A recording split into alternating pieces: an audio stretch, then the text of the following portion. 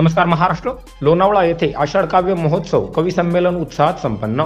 लोणावळा येथे माय मराठी नक्षत्र प्रतिष्ठान नागपूर आषाढ काव्य महोत्सव कवी संमेलन आयोजित करण्यात आले होते. यावेळी स्मृतिशेष केशवराव मारोतकर स्मृती काव्य स्पर्धा पुरस्कार वितरण करण्यात आले. यावेळी कार्यक्रमाचे अध्यक्ष सुप्रसिद्ध साहित्यिक डॉक्टर राजन लाखे पुणे हे होते. येथे प्रमुख अतिथी म्हणून सुप्रसिद्ध कवयित्री प्रिया बापट गोवा आणि सतर्क महाराष्ट्र न्यूज चॅनलच्या संपादिका रेखा भेगडे पुणे हे होते.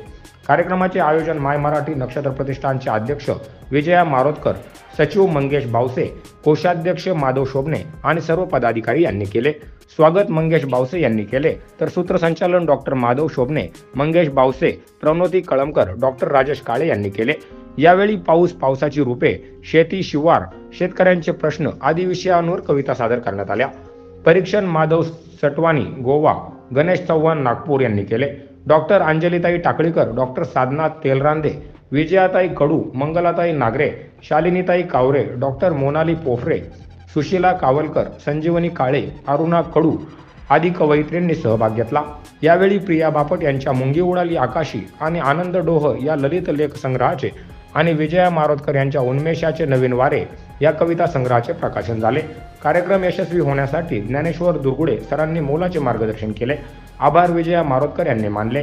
Bureau report N Marathi news.